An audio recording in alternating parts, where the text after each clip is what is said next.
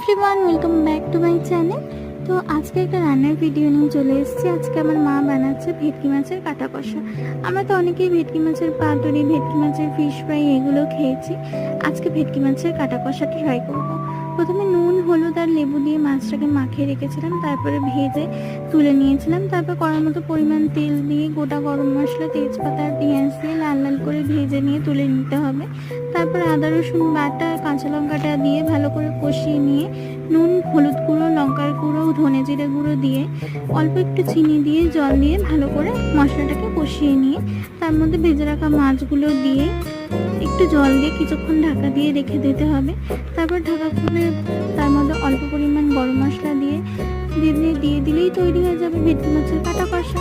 এটা গরম ভাতের সাথে দারুণ লাগে খেতে। তোমরাও বাড়িতে পারলে ট্রাই করো। আর এই পুরো ভিডিওটা তোমাদের কেমন লাগলো তোমরা কমেন্টে জানিও। ভালো লাগলে সাবস্ক্রাইব